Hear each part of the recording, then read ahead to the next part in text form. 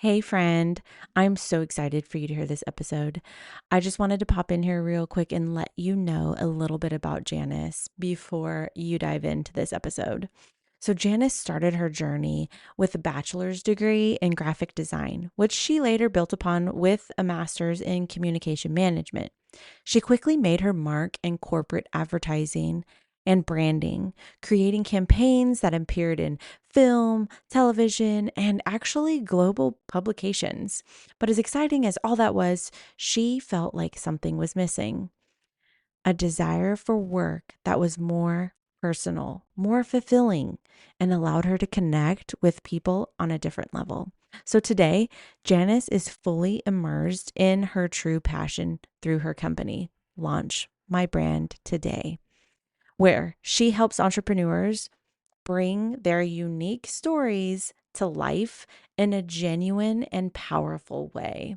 She's on a mission to elevate each person's vision and amplify the heart of their work, guiding them toward building a legacy and truly reflects who they are and what they stand for. So I am so excited for you to hear our conversation and glean some expertise from the one and only Janice. Welcome back to the Bite Size Podcast. I'm your host, Lorayne Michaels, and today I have with me a fellow six-figure school sister. Her name is Janice, and also a fellow Californian. So, of course, we're already BFFs. But today I want to introduce to you this amazing entrepreneur, amazing businesswoman who helps other entrepreneurs find and express their voice through branding. And I absolutely love this because I know I struggle with it.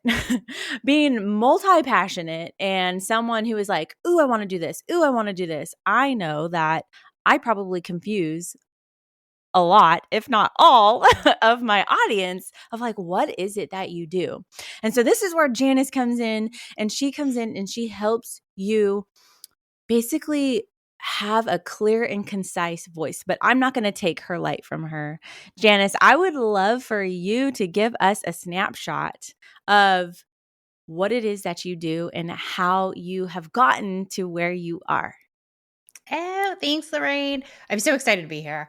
I 1000% resonate with you. And as somebody who builds brands, I'm like, yep, I struggle with the exact same thing of, wait, what do I do? How do I communicate this in a way that's going to make sense to everybody else? Because we live in our heads for most of it. So in a nutshell, I help entrepreneurs build businesses around what they want to be known for.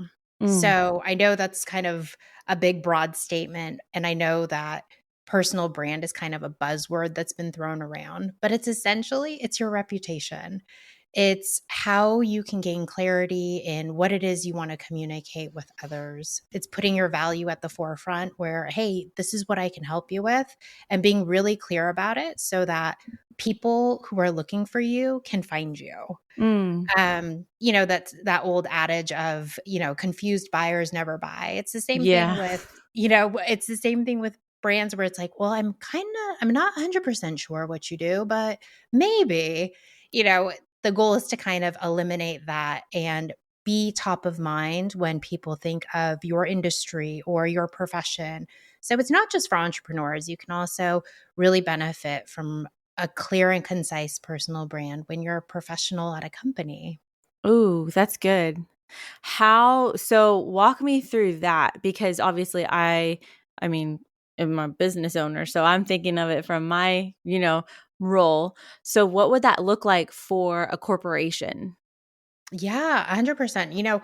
It's interesting because a lot of people I've noticed that I've worked with are in a business and they're like, I am my company. Like I work for Apple. I am a representative of that brand. But truth be told is if you ever were to leave that organization or different companies, you want to be able to have that autonomy of being a professional in that space. Mm, So what that looks like is really leaning into your expertise in your field. I always liken Your it to, when you go niche. out for a right? When you go Yeah. out for a job interview and you have all these qualifications, and chances are there's a bunch of other applicants with the same qualifications, but it's really your personal brand that's gonna edge you out. So Yeah. it's how you show up, how you present yourself, the conversations you have, and it's those human elements that create preference. So it's the same thing where, you really wanna show up professionally, but also sprinkle in, like, your own personal flavor because that's what's gonna make you memorable. Right, right. That's what's gonna make you stand out. I know personally that is I mean, I guess I say this from a judgmental space of myself.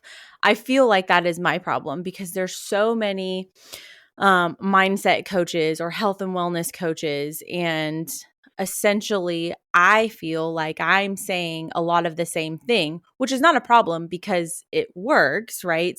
Subconscious mind, natural healing, those kind of things, functional medicine, they're true and they work.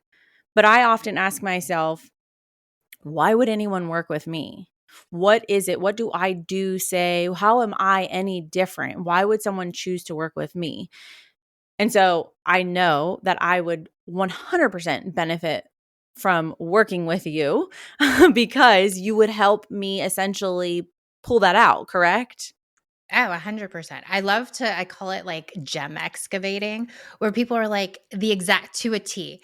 It's always, why would somebody want to work with me? There's thousands of people that do what I do. Right. And truth be told, it's like, why do we love the brands that we love? Like even the material stuff. It's like there's something that resonates with us on a human level that connects us. We're like, ooh, that energy, Yeah. it's weird because you can't really articulate it. It's almost like a feeling where Mm, when you share more of your personal stories, or, I'm sure once you tell people why you got into the industry that you're in, there's a resonance there where it's like, "Oh, she mm, gets it. I mhm, see mhm, myself in her journey. She's mm, gonna understand the struggles I have because she's done it herself. She's been right. through it. So she's gonna be the perfect guide to get me through what it is I'm struggling with." Yeah, yeah. So what do you find is the biggest mindset block or the biggest barrier when you're working with people, whether it's entrepreneurs or corporations, of getting over that hump of whatever that is keeping them from the customers, the clients, the business? What is the biggest mindset block or barrier that you see working with clients? Oh, I'll be honest, and I think if I had to whittle it down to one, it would be the comparison challenge. Like everybody compares themselves to somebody's chapter 10 when they're like, they're Mm, getting started. And then it's mm, super defeating because you're like, oh my gosh, they're so far ahead. And it's like, yeah, but they started somewhere. Chances are you mm, don't see the ugly documentation of the beginning of the journey. You're mm, seeing an end product of consistently showing up. And it's interesting because corporations do the exact same thing. They're like, well, let's look at our competitors and what are our competitors doing? And we worry so much about like what other people are doing that it really influences kind of how we show up. So it's almost like we put a mm. filter on and it's like, oh, but so and so is doing this and I should probably be more buttoned up. But it's not authentic to us. So every time we kind Wow. of like gear off course and try to get back on course, Yeah. it's almost a disservice to us as opposed to sitting down and be like, okay, cool. There's all these things happening outside and everybody's doing their own thing. What really matters to me, and how can I double down in that space to really support and showcase how I can help other people? Mm. Okay. Okay. Walk me through like your first steps with them. What do you pull out of them first? Oh, so the first is always a kind of like a getting to know you, like brand discovery, like what it is you want to be known for. Because, people are like, oh, I need to work on my personal brand. I'm like, cool. What does that mean for you? What do you want to be known for? And they're like, well, I don't want to be an influencer.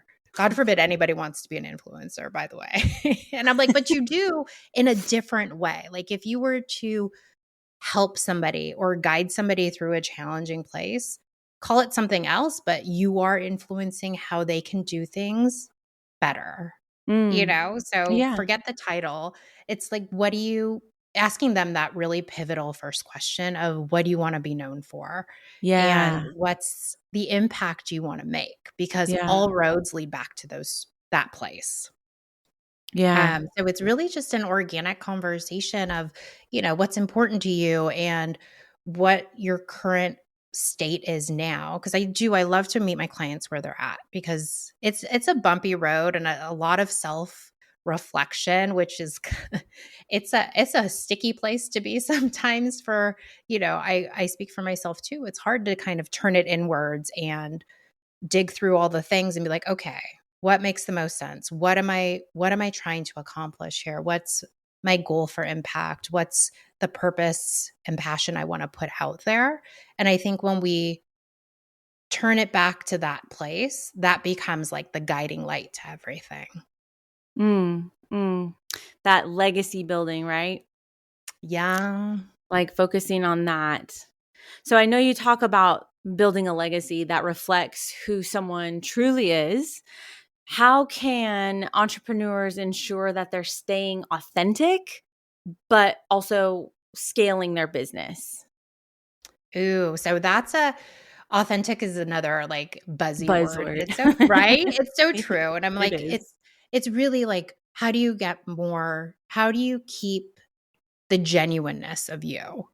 Because it's trust me, there's so much stuff out there where it will push you in one direction or another. And I think I love this question because ultimately the goal is to if you're trying to help people or you're trying to make impact, the more and more people that know what it is that you do, the more you can help, the more that message gets out there. That's the ultimate goal, right? To touch as many people as you can by providing value and support. To stay authentic in that space, I really say, like, you kind of got to check in with yourself every so often. Like, and I know it's a lot to like do the inward inflection every day. I mean, some people do, like the journaling and all that good stuff. But I think when there's big growth spurts within a business, it's important to like, okay, let's see if these partnerships are in alignment. Do they make sense? Are we aligned in our vision and what we want to accomplish? So it's not just the sake of scaling to scale, it's who's going to grow with us on this journey that makes sense. Yeah. Yeah, for sure. I think I was on a call. A mastermind call, and she's with, I think it's Women, and she was talking about getting on stages and basically for speakers, right? And Mhm. so, which I'm trying to do and figure out like who to collaborate with and who to talk to and how to get on more stages. And she also broke it down like it doesn't have to be paid speaking opportunities because that actually sometimes is not worth it. And it's better to maybe pay to be on a stage because there's like a um pay to percentage, there's different ways that you can make money from speaking, and it's not just they pay you to speak, because sometimes that's quite a bit less than what you would make if you paid, let's say, $1,500 to be on their stage, and then you get to pitch your offer, and you get 100%, or you get to pitch your offer and you pay.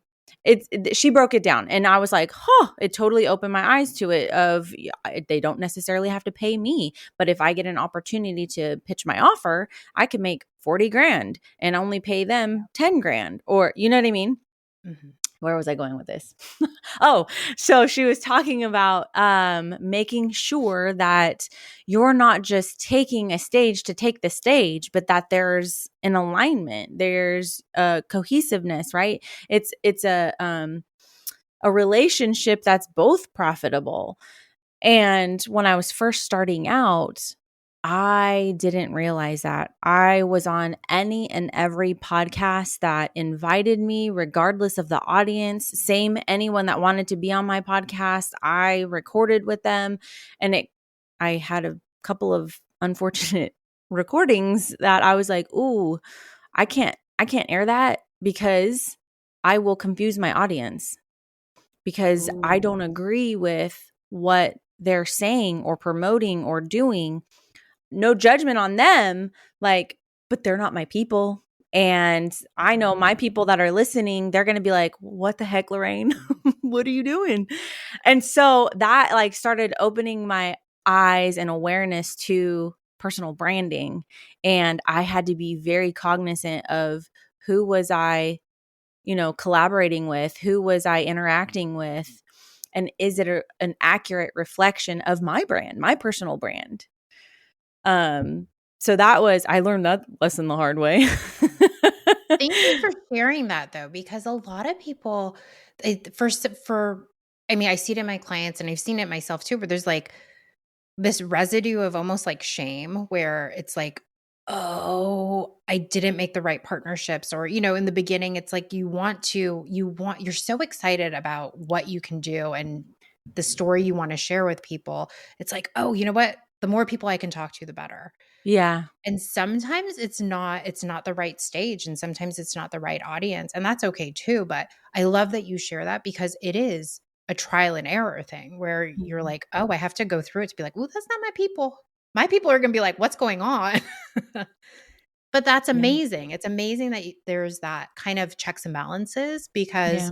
you know that those people are there to go along in this journey with you. Yeah. And so Yeah. I think even sharing that and being able to be like, "Hey, you know what? You can make the adjustment.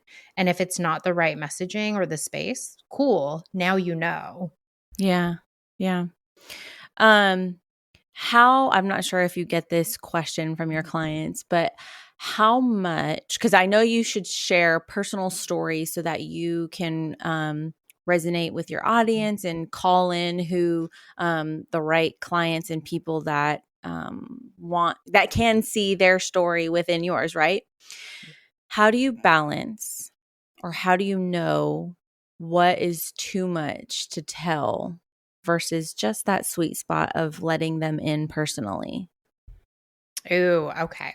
And I do get this a lot because it's like, do people really want to see what I'm eating for breakfast? I'm like, it depends. Are you a nutritionist? Because is there value in that story that you're sharing? Then heck Oh. yeah. Like, so I always say like lead with value. If it's something that makes you laugh and it's entertaining, cool, share it. You're going to make somebody else laugh and it's entertaining. But if there's something deeper that you can go with that where it's a teaching lesson or it's a avoiding a pain point for somebody else that may have Mm, been going through this, if you can bridge that gap even for like 3 steps where it's like, "Oh, you know what? I tried this thing, it didn't work. I'm sharing this with you because maybe you're considering trying this thing and let me save you the time." Like if you can yeah. just I feel like personal sharing is important because it shows like what you're interested in and where your passions lie and things like that. I mean, you Mhm. don't have to divulge every detail. Mhm. I would filter everything with, okay, what's the value that my audience is going to get out of this? Is it a learning experience? Is it, something that's relatable? Is it something that, they can walk away feeling seen also? Because there's the comfort in being like, "Oh my gosh, you see me, you get it. Like, Yeah. your pain is my pain. We're going through the same ugly thing. Like, let's get through it together." And I think Yeah. in that respect, it's completely okay to share. But, I would think about it before posting everything and anything. And then again, like, does it align with what my ultimate goal is? Yeah. Um, oh, I had a question when you were saying that. Oh, what about if you're not getting feedback from people? Like sometimes I'll post stickers of like the poll, this or this. And before it was like someone had said something or I was asked this question. And so I do a story on it and I'm like giving value or whatever on the things that I typically talk about or coach about. And then I post a poll and it's crickets. And so, how do you gauge or how do you know whether what you are saying is resonating with your audience. Ooh, okay. So that's a good one because it's hard and we've all done it where you post a poll and like you see that it got X amount of views and like nobody's Yeah, happy. yeah, yeah. I have, truth be told, I have like a pocket full of friends who I'm like, "Hey guys, what'd you think about this?" Where I really value their opinion and they are the people who are your ideal audience where you can call on and be like and just ask them directly. Send them the poll directly and be like, "I would love your thoughts on this. I value your thoughts on this." Yeah. Because you know that you created that content for them. You know that Oh, they're engaged with it. They're yeah. engaged with your brand and you, but maybe they didn't see it, maybe they didn't take the time to vote, but it's kind of a nice way to pause and reach out to the people who are important in your community that Yeah. always show up and things like that. It gives them, the I would say personalized attention where, "Hey, I value your input. I would Yeah. love your feedback on this." Yeah. And then it's like, "Cool, do you mind if I share this?" Because they might comment on it or be like, "I love your thoughts on this." And Yeah. then it's a really cool cycle where you can share their kind of expertise and shed light on that. It creates this really cool organic like conversation loop. And I've noticed that that's like such a huge tick in engagement is Mm. when you reach out. I mean, it's extra steps, but Right. there's so much gold nuggets in there, and then they get super excited Yeah. when you share something, and they're like, "Oh my gosh, I said that." And you're like, "Yeah, join the conversation." And then Yeah. next time, they're probably more likely to participate in, like, a question answer Right. Right. or Right. Right. poll. I love that. That's good. We briefly kind of touched on the whole imposter syndrome, Ugh. and breaking through that mindset block barrier. How do you help your clients overcome, whether it's corporate or entrepreneurs? How do you help them get over that fear of that their story isn't big enough or important enough to Mm. actually build a brand around? Ooh, okay. Well, I would say first and foremost, I always liken it to whether you're an entrepreneur or you're a corporate professional. If you were going out for a job and you had this resume list of accomplishments and accolades, would you feel you're qualified for that job? And it's so funny when you kind of take the mindset out of like building your own business and you're going after a job, how like everybody is saying, like, oh, I am so like qualified for that position. And I was like, all right, let's take that energy and put it into this thing that you want to Yeah. build. Yeah. Yeah. Because it's so funny how they're like, no, of course I'm like qualified to do that job. And of course I deserve like the pay raise. And I'm like, awesome. We're going to take that and build on it. Um, but it does, I mean, truth be told, it does happen too, where it's like, oof, I don't like, there's some wobbly legs. And then I really wanna lean into the, like, let's get curious, like, why do you feel that you're not accomplished in that space? Or why do you feel that you're not 100% certain? And then sometimes it's silly things and they have to hear themselves articulate, like, Mhm. okay, well, maybe it's not something that's a weakness, or, I have this imposter syndrome. And it's like, well, can you give me 3 examples of how you've combated that? Like somebody's like, oh, well, I don't want to do this thing because I need a degree or a certification in that. And I was like, Mm. interesting.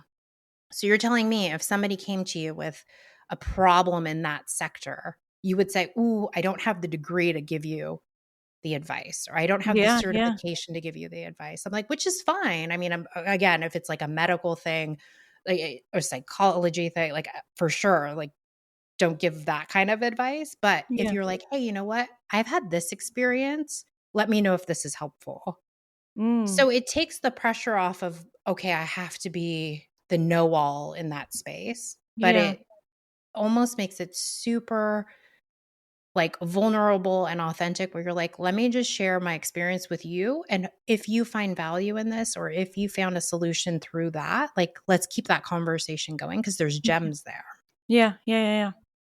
A Imposter lot. syndrome's though. Yeah, it Mhm. is. It is. And but what I love about it, I guess I'm trying to find the silver lining, is that everyone experiences it. Yep.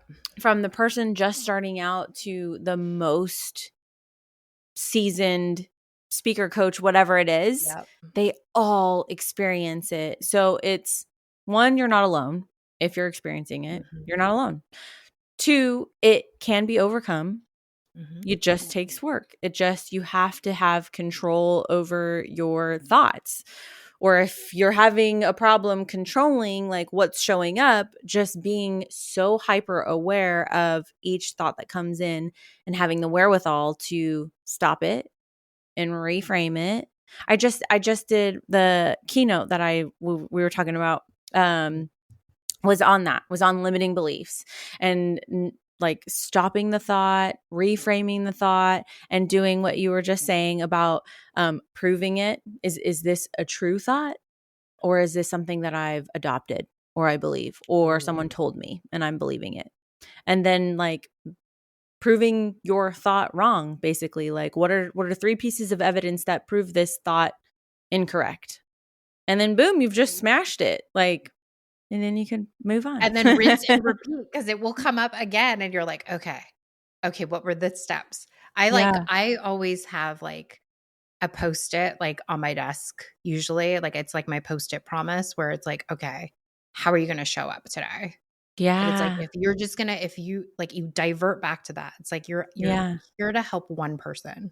And it's like, okay, if you stopped doing what you're doing because you were worried about what X, Y, like what your junior high friends thought of you or your classmates Yeah. thought of you, like Yeah. what are you doing? Like do it for the person who needs to hear the Yeah. value and that you're going to help them, guide them through something that they're going through. Like that's huge.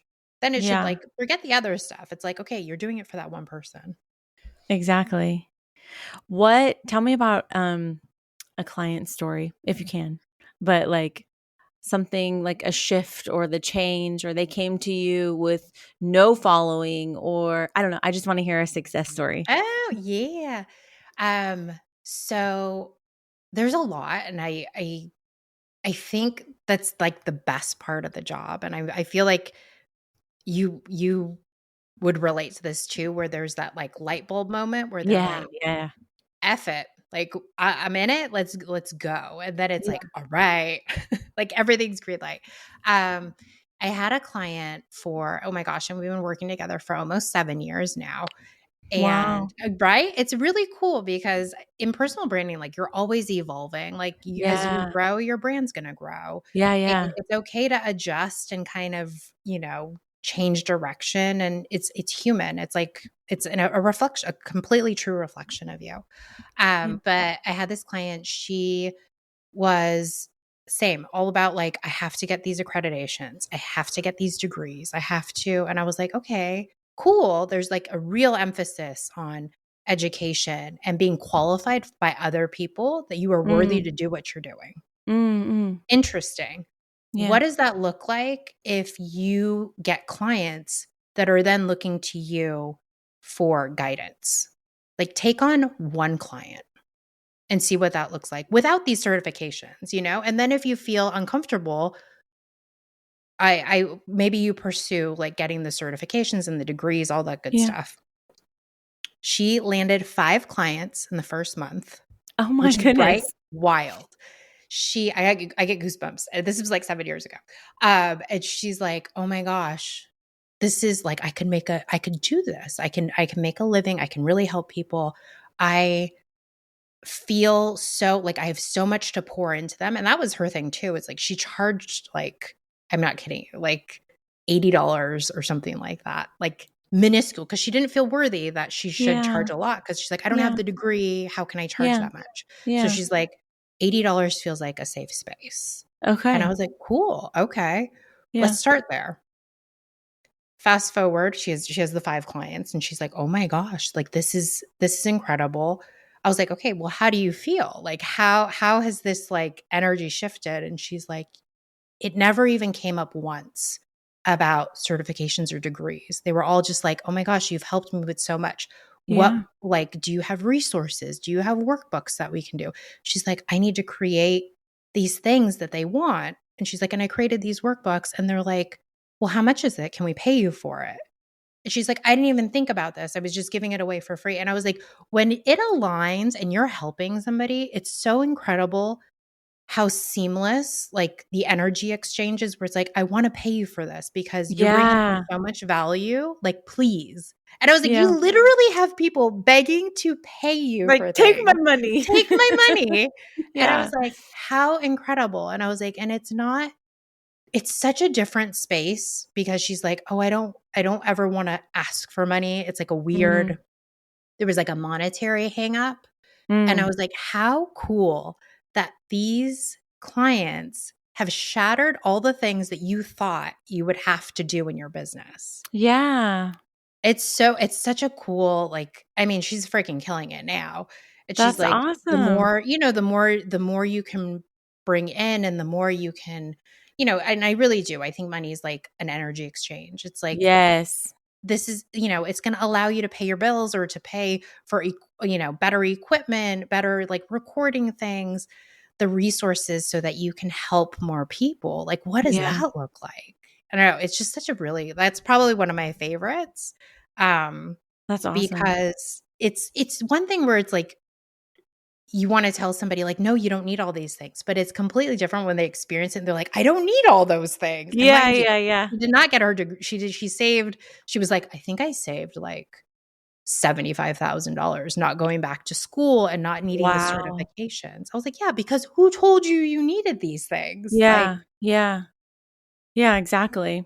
I'm always like, I'm I don't wanna say, like, I'm against schooling, like, I don't mhm, agree with it unless you mhm, have to have a license to do what you wanna do. So, like, a doctor, lawyer, yeah, the things that you have to have a license for, but if you don't have to have a license for it, like, why do you need to pay to go to school for it? yeah, Why? How do you learn? Through experience, right? Doing it, been exactly, there, done that, and learned experience, right? exactly. Um, the question I had when you were talking about how she went from no clients to 5, Mhm. what changed? Was it just the way that she showed up?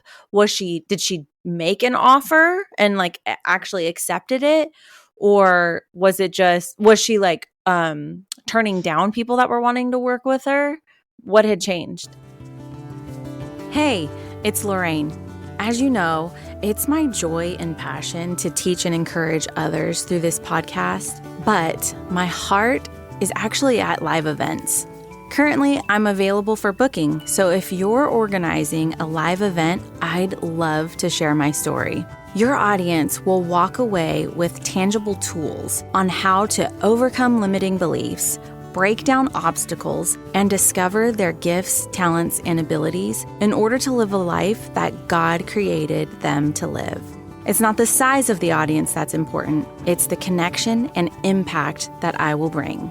For more information, email me at Lorraine at theboldbeginnings.com. Ooh, okay. So we actually came up with a strategy and she capped out at 5 because she was like, 5 is all I can take on. She could have probably gone more, but it was like, okay, what's going to feel comfortable? And once she got 1, she was like, oh, I can do this. But we got really crystal clear on an onboarding call. So it was Mm, like, okay, when we do these discovery calls and you're having this conversation with these potential clients that are going to work with you, what can we kind of excavate within that first call? It's funny because it's really how I run my business too. It's like, how can we just let this be a conversation versus having to show your resume and be like, these are all the people mm. that I've worked with. So we went from it feeling like she was being interviewed to let's have a conversation and see if we're a fit. Yeah, yeah, And then she got really good at, pitching her idea at the end where it's like, hey, you know what? I can sit down and do this with you. yeah. 2 sessions, hour apiece. Let's get really crystal clear on it's like it's again, it's like a mindset. She does mindset and limiting beliefs when it comes to uh resume building. So she's Oh, like, it's isn't that crazy? Like yeah, it's kind of like an HR. She's yeah. in the HR space. but she does all how your limiting beliefs show up in your resume.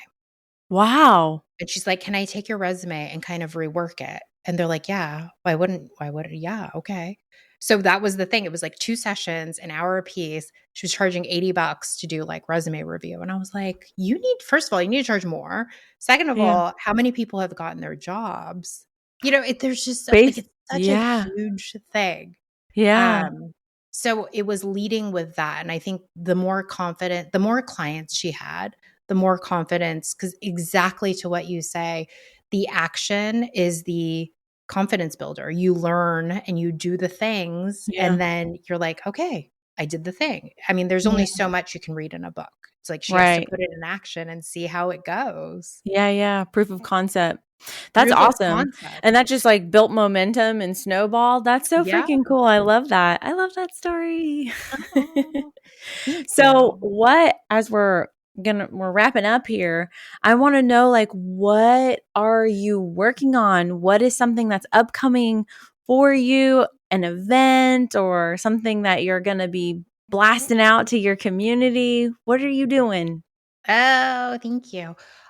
So I just created a community on the School platform. Have you heard of School? Yeah, with Oh, cool. January Donovan? Or no, I'm No. sorry, not with January Donovan, with Alex Hormozy. Oh, yeah. Oh, yeah. He's doing school games. Yeah, yeah, Yeah. yeah. One of my previous coaches did School, like, oh my gosh, back in January. And she's like, you should check it out. It's community building.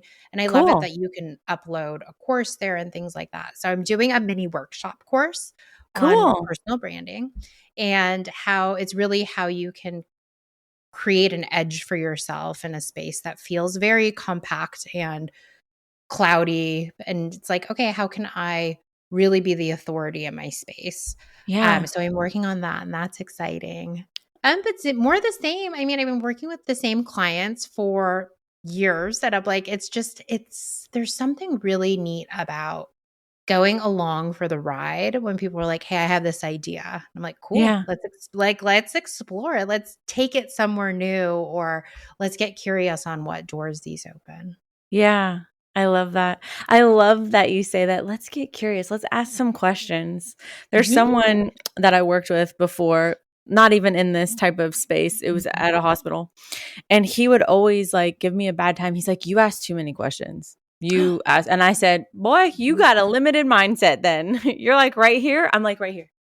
Yeah. You have to ask questions. You don't learn, you don't grow if you're not asking questions. So I absolutely love that when you're like, "Ooh, let's get curious."